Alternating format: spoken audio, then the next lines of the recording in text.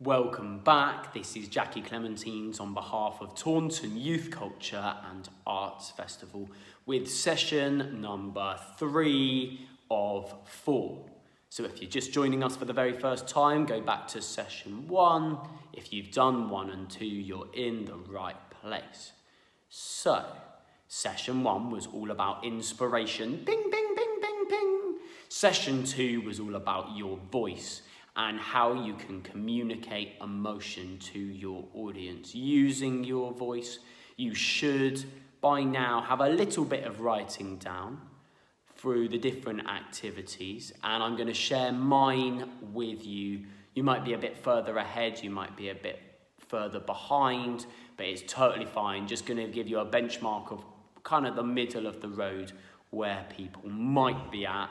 So to remind you of the journey, I took the change that I wanted to see was reversing the extinction of the northern white rhino. The emotion that I felt was anger. So I did the 3-minute writing activity about my anger. I then wrote a number of metaphors and similes about what my anger is like. And finally, we did that mind map activity to get lots of words that just were the main images that came into my head around the subject of the extinction.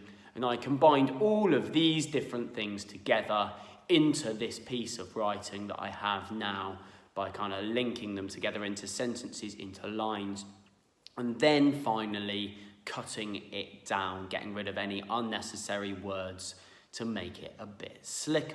So what I have at this point is: this tiger leaps out, ripping down walls, breaking into zoos, liberating its inhabitants. I try to keep it in my belly, but it claws its way up. I thought when it escaped my mouth, it would scorch my tongue, but it tastes sweeter now than I ever could have imagined. So, like I said, you might have more, you might have less, but that's where I am with this right now. 2 things that I forgot to say in last week's session about voice are 2 top tips which I'm going to share with you now. And number 1 is to talk to people, don't talk at people. I'm so happy that everyone seems to be writing on some really big issues. It's amazing to have heard some really quality material from you about racism, about sexism, about homophobia, about species extinction, climate change, all of the big topics in today's world. And that's great.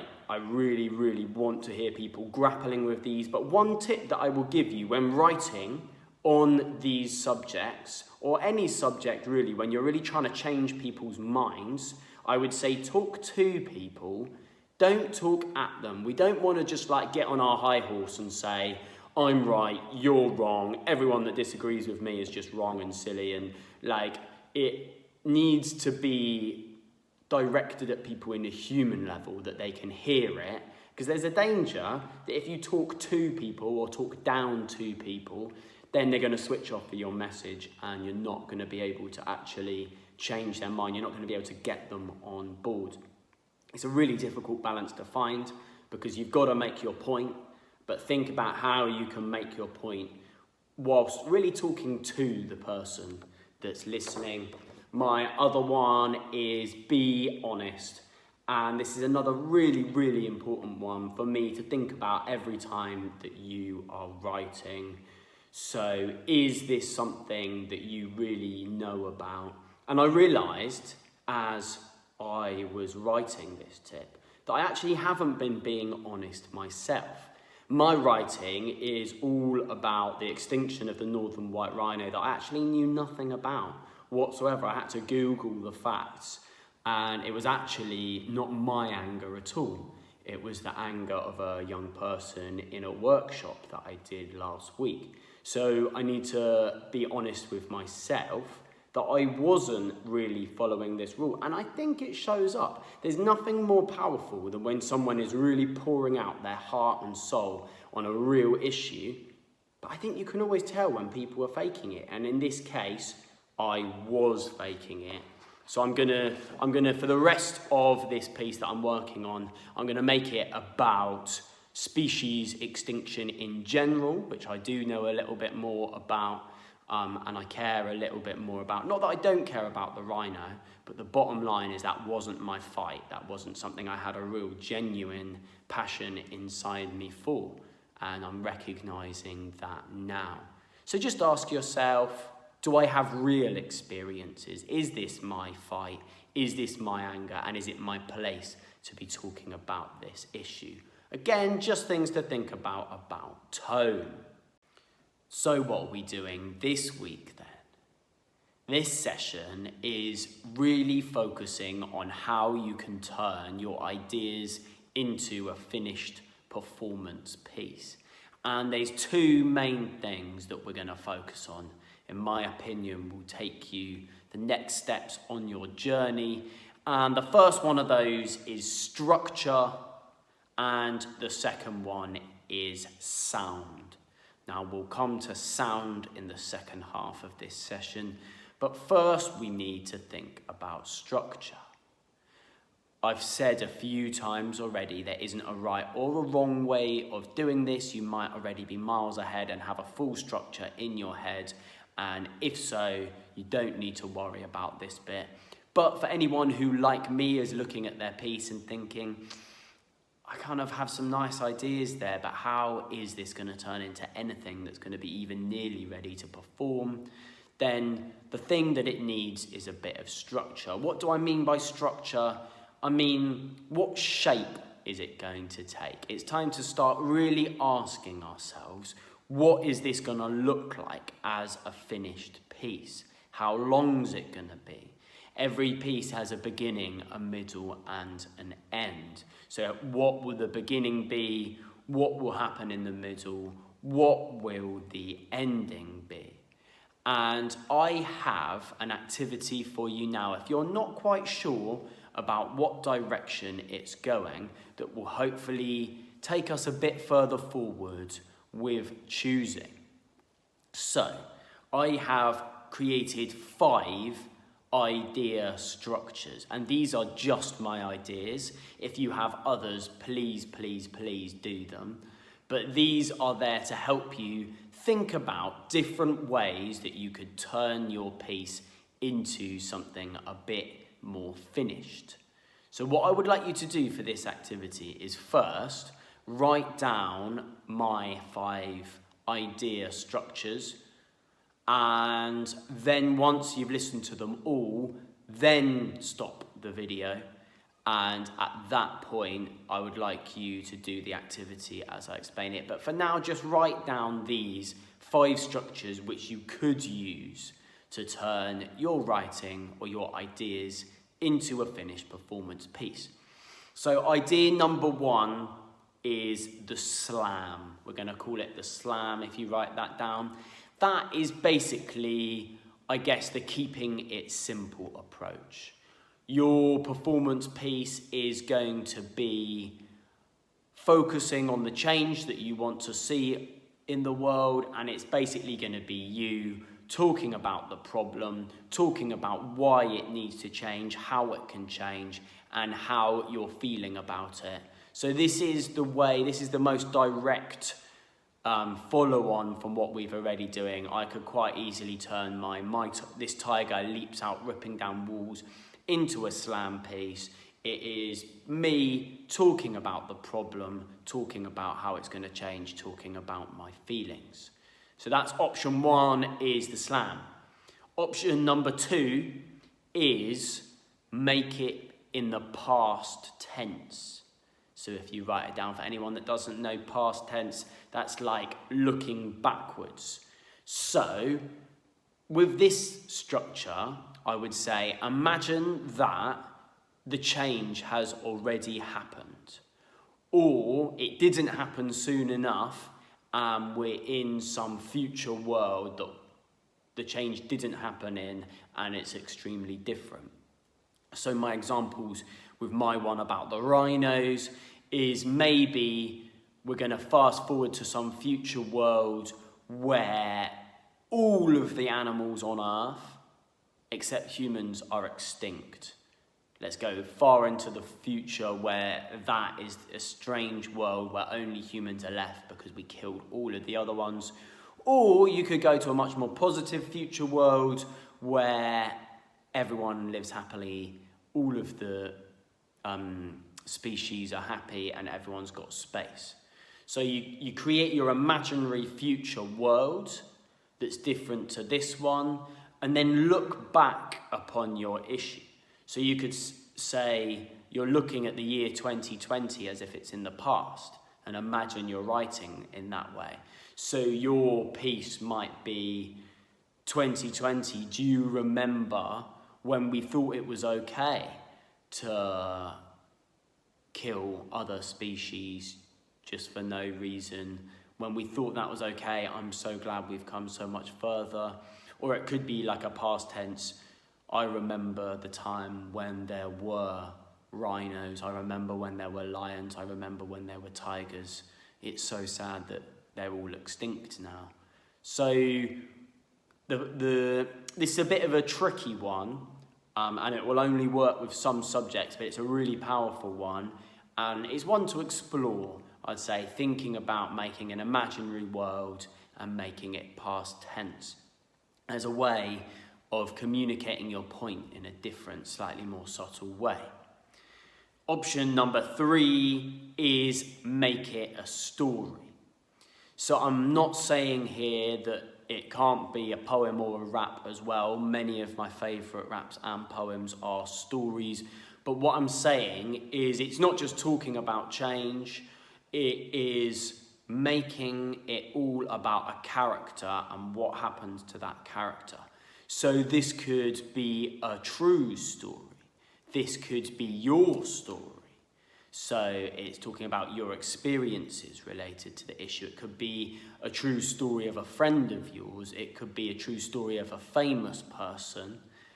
Or it could be a totally imagined story which represents your issue. So create a character that maybe represents everything that's wrong with your issue or everything that's right with your issue, and take it forward. So if I was to make my rhino one or my extinction one all about a story, I might go for the whole piece is a story about the last remaining northern white rhino and his or her journey through the world, how he or she feels about being the last one of the species left, never being able to have children, never being able to keep your species going. But with all of the issues that you might have, it would be very different. But make it about a person. That could be about you, it could be about someone else. So that's option number 3, make it a story. And then the last one that I'm going to give you, option number 4, is make it into a comedy. Now, I know many of you will be maybe saying this is a really serious issue, I can't turn this into a comedy. Perhaps you can. Think about whether you can find funny sides to the serious issue. If you can make people laugh, you can get them on board. And there's a few different ways that you can think about this, but the main one that I would go for is try to imagine a person who has the exact opposite view of you. So for me, about species extinction, it could be imagine a person who believes that we should kill all of the animals, or it doesn't matter, why do you care about that? They're just animals, they're not humans. Okay, so take the other side of the argument and basically make a bit of a parody, make a bit of a joke thing about the other. So imagine your voice, you're speaking from the voice of the other side, but deliberately making it a bit ridiculous. So in this one, it might be that I make myself a character that doesn't care about animals and deliberately makes myself look wrong in a really silly way. It's kind of slapstick comedy. If you know this, that's another template. Think about how you can make it funny. And then the 5th one, I know I said I'd give you 5, but this is make up your own one. This is choose a direction that's different to all of these directions. Think about a beginning, a middle, and an end. How will it look? So what I want you to do now is to look at those 5 options, and I would like you to try out at least 2 of them. So it might be really, really clear to you already, I know mine is going to be a slam, or I know mine is going to be a story because I've already written most of it. But even if you're quite far, I would suggest thinking about the others and just writing a few bullet points of how yours might look if you did. But ideally explore them all and write something for them all. Just try writing in the styles that we have been already in all of these 5 different ways, or the infinite if you're adding your own different ways, and finding what works. And then when you're done with that, choose the one which sits the best. So really explore as many as you can, and then choose one, choose an idea that you like, and we're going to settle on that one going forward. And I would like you to write what's your first line going to be, how it's going to end. So that could be, you don't have to have the exact ending line, but it's like, how is it going to end? If you can think of a really good last line, that's great. And then just a little bit about your journey to get there. So stop the video now and explore these different options. Choose one and then write out a little bit about the beginning, the middle, and the end. And that will give you a better idea about the structure. Enjoy. So now we have a bit more idea what our finished piece might look like. We need to decide what the rhyme and rhythm structures are going to be, because then we'll have a solid shape in our mind of what we're creating, and we can write and fill it all up. So for anyone that doesn't know, rhythm is basically the pattern that your words make, the shape. So you might have a rhythm that keeps on going in a very similar way, and it always goes in the da da da da da da da da da. Or you might have a rhythm which slows down for a moment and then speeds much back up again and picks up the pace and then slows off again. It's the shape of our words, and there we are at a bit of a crossroads here that you need to decide whether you would like to work with a beat or not. Because if you're essentially working without a beat, if you're working without a backing track, then you can speed up and slow down as much as you like. In fact, you definitely should, because it's cool. But if you want to work with a beat, then you do need to keep up with the beat and stay in time with the beat, and you no longer have a choice, which is really, really good in a different way, but you need to explore both. And I'm just going to do an activity for you now so you can explore both in order to decide which one. So, for example, with my rhino piece that keeps on coming up, is if I'm working without a beat, the lines, each line can be as long or short as I like, and it also can speed up and slow down. I can take pauses. I can say, this tiger leaps out, ripping down walls, breaking into zoos, liberating its inhabitants. I try to keep it in my belly, but it claws its way up. I thought when it escaped my mouth, it would scorch my tongue. But it's sweeter now than I ever could have imagined. So there is a rhythm to that, but it's a lot more free-flowing and I have a lot more control of it. If I want to put a beat over it, then I am working with the beat. I'll show you. And there's lots of different speeds that you might go for. The first beat I'm going to show you is a hip-hop instrumental. Hip-hop typically goes 90 BPM to 110 BPM.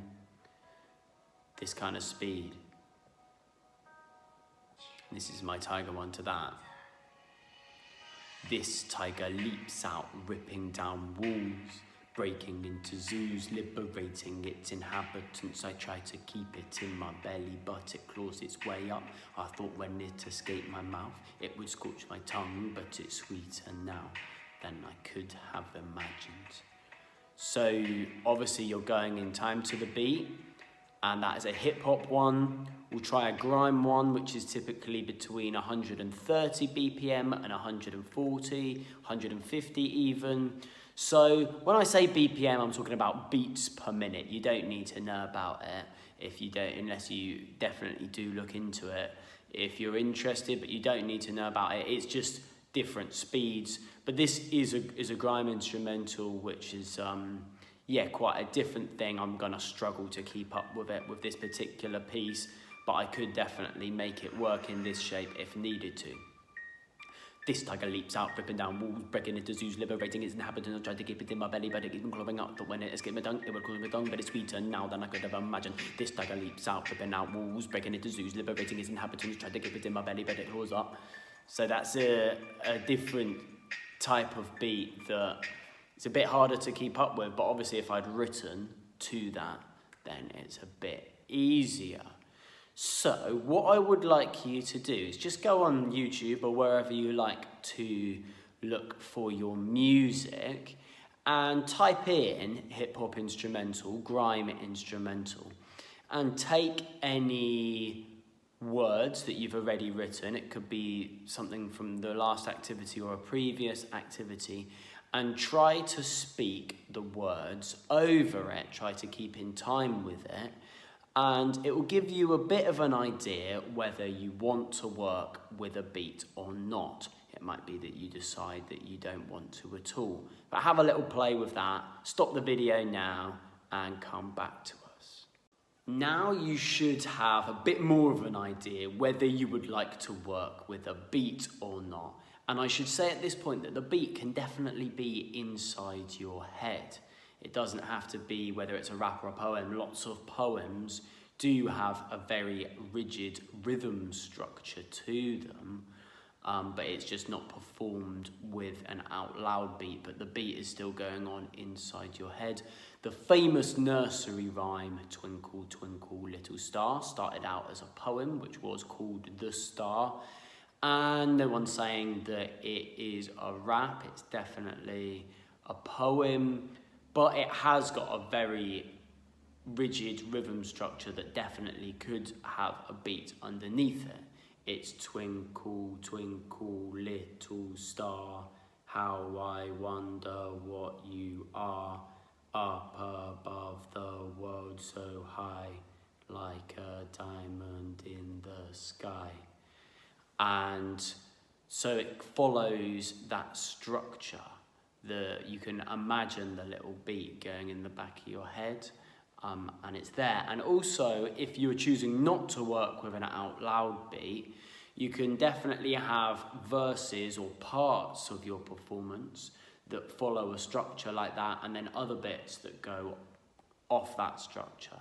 So there really is no formula. It's just for you to play with the flow of words and try to work out what sounds good to you, because that's all that matters. If it sounds good to you, then it is good. So you might have noticed in our Twinkle Twinkle, we had Twinkle Twinkle Little Star, how I wonder what you are. That is a rhyme structure in there, and that's basically the most basic rhyme structure you can go for. One line, the last word rhymes. Second line, the last word rhymes. And then it is called rhyming couplets, if anyone's interested. But all of the lines of your piece are pairs. It's twinkle, twinkle, little star, how I wonder what you are. And then another two, up above the world so high, like a diamond in the sky. So that way around. But there are loads and loads of different rhyming structures. You could have 8 lines where the last word of each one rhymes. You can have loads of rhymes going throughout, and that's where it starts getting more interesting, when one line has like 6 different words within it that rhymes. But obviously that's getting a bit more complicated. But what I would like you to do, I'm going to show you an example of how I added rhyme into my extinction piece. And then I've got a little activity just for you to experiment with whether you want rhyme or not. So I went for this tiger leaps out, ripping down walls. That was already my first line. Breaking into zoos. And I had liberating its inhabitants, but it's not going to rhyme, so I need a rhyme for walls. This tiger leaps out, ripping down walls, breaking into zoos, liberating one and all. I try to keep it in my belly at the bottom locked, but I feel its claws as it climbs to the top. I thought it would scorch my tongue on its exit, but I had to stop fighting it. I had to just let it roar and out. Now it's finally happened. It tastes much sweeter than I could have imagined. You'll probably notice I actually added a few lines in, and there's lots of different ways that you can kind of make this work. Like with my first one, my walls, liberating one and all, you just have your first line and you try to think of something that rhymes with it. But it might be that you just can't think of something. And if that is the case, I've got a couple of tips for you. You can use like Google, or if you're on a Word doc or anything like that, then you can click right on a word and go synonyms. Click right, and on the drop-down menu go synonyms. That if you set, it comes up with loads of words that basically means the same thing as that word. You can also Google synonyms for. So if you're going for, if the word that you're looking for a rhyme for is big, then you could use synonyms to find like all of the other words that mean the same as big: massive, huge, giant, all of those ones that you can think of. And then it might be easier if you can't find a rhyme for big that sounds good. It might be easier to find a rhyme for huge. And another one is, in this day and age, just Google what rhymes with. You can like Google what rhymes with big, and you will get like at least 20 hits. There are some websites and some apps, I'm not going to name which ones are which, but there are websites and apps that are basically rhyming dictionaries and can kind of give you all. So you can get yourself a list. You've got this tiger leaps out, ripping down walls. Google what rhymes with walls, and you'll get loads of things that come up there. One thing before I set you an activity on this is don't let your rhymes ruin your creativity. I've seen it so many times where people write a really expressive, amazing piece of writing and then basically make it much worse by trying to cram in a rhyme that doesn't fit. So your number one with all of this, with all of these techniques that I'm teaching you, the number one is, does it sound good? Do you like it? If you can use them and enjoy it, then do. And if it's not working, then don't bother. But what I'm going to tell you to do now is, in a moment when I've finished explaining, stop the video and start a new piece of writing. So it could be a new Word document or a new page on your laptop. It could be a new, if you're on pen and paper, a new sheet. But write out what you've previously written, rewrite it, focusing on rhymes. If it was all about rhymes and about nothing else, try to put as many different rhymes in. See if you can make it have loads of rhymes in a row. See if you can get every single line rhyming. See if you can get words straight after. My favourite bit of rhyming that I wrote myself is please sing a silly song, let me get a wriggle on, wiggle with my middle like a ripple in a billabong, let me feel the rhythm till I'm spinning in the synonyms of silliness is many, many millions at the minimum. And I'm not even saying anything there, it's just nonsense, but it's words that sound good next to each other, and very often you'll find like longer words that it's like, it's not just the last word of each line that rhymes, it's that basically every couple of sounds is the same all the way in a line. But rewrite your piece where only rhyme is important. Just make it a big, and the reason I'm saying do it as a separate document is this isn't going to replace what you're doing. This is something that you might choose to go down the rhyming route. You might actually go back to what you had before and say that was much more real. So stop the video now, rewrite it all, focusing only on rhymes, play with it, have fun with it, and then come back to us. So now it's time for you to decide, is this going to be a rhyming piece? And if so, what kind of rhyme structure are you going for? What kind of rhymes flow well for you? And this combined with what kind of rhythm are you going for, and all of the different structure activities that we've done today should make a bit of a picture for you of what your piece is going to look like, a kind of skeleton. And now is the difficult bit, and it's really over to you at this point, and that is just to write. All of the activities that we've done, you can go back to and try again. Try writing your similes and metaphors again, because you probably come to a very different point. Really focus on your rhymes, focus on anything that we've done again and again, and just write. What do I like? Cut it down. Bin anything that you don't like. Take those little golden nuggets on. And I would always have like a master copy. Have one thing that is your work, and then you can start loads of other ones, and then kind of go back to that original, add them into the original if they make the cut. What I'm going to give you now is just a list of other things which you can try if you want to. You really can take it or leave it. All that matters at this point is, does it sound good? How does it sound to you? And there's a couple of techniques that many people use within these art forms and work with some pieces, but really for each one it's take it or leave it.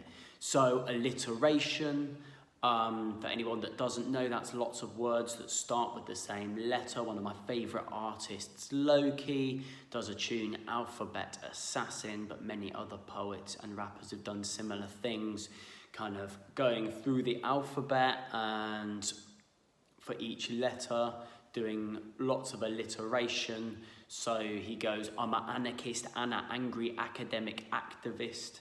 That's anarchist, Anna, angry academic activist. 5 words in a row that all start with A. You can play with those things. Start a different document, rewrite it all, focusing on alliteration, and then filter some of those bits back into your original. If it works, if it doesn't, don't worry about it.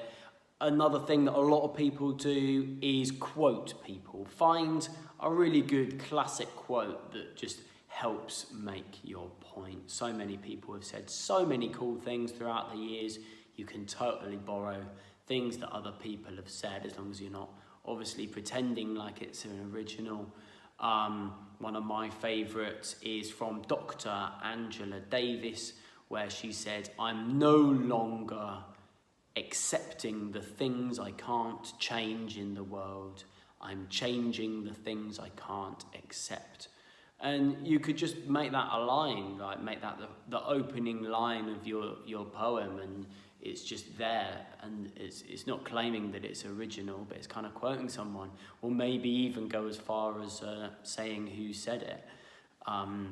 Putting in quotes is a thing that you can do. Another one would be like an anchor line, like one line that you keep coming back to. Maybe it's the first line. So we might go, this tiger leaps out, ripping down walls, breaking into zoos, liberating one and all. This tiger hides inside me like a viper, ready to strike a light inside Tyca. This tiger, and then every other line starts with this tiger. Whatever it is, a line that comes back to, or a kind of chorus. You could have a verse chorus type of thing going on, or one line that is repeated a lot of times. It's a pretty tricky one to teach. It's something you've just got to play with, but like puns and wordplay, finding a typical one is one word that has lots of different meanings and kind of playing with the different meanings. A good friend of mine, Michael, he says, peace, peace, peace for two, a piece for me and a piece for you. He's talking about the word peace. You've got obviously peace as in not war, but you've also got multiple pieces. If you find words that are already in your writing that have different meanings, then you can play with them. All we're doing is playing games with words. We're not just typing them into a keyboard. We're getting these words, we're kicking them around the playground and making them into something that we want them to be. All they are is toys to be played with. And it can be really difficult to just keep writing. It can be difficult to stay on it. One of my best tips that I would say, I got this as a bit of advice quite a long time ago, and I think it's the best bit of advice that I've ever been given with all of my creative projects over the years, and that is, if you're writing and you're running out of ideas, try going somewhere else. This could be as simple as going to a different room in your house. Like, this could be as simple as going to your garden if you have one. This could be as simple as going to the park. It could be that I know it's tricky with lockdown life at the moment, but like, so much of the best writing that I've ever done has been when I'm sat on a train or when I'm sat on a bus. Those are the places that I've written all of my best material. But it might be a park bench. Go do some people watching. Just sit on a bench in the middle of town and just take your notepad there and just write. See what different inspiration you can get. Try going out into the middle of Exmoor and sit there under a tree. See how your writing is different then, or go right to the busiest kind of town centre environment that you can find. Whatever it is, go to different places and keep on trying, keep on writing. And that is all that we've got time for today. I hope you are feeling ready for the next stage of the challenge. But basically, it is over to you now to write. And like I've said a million times now, there's no rule book. This is your project. This is your interpretation of it.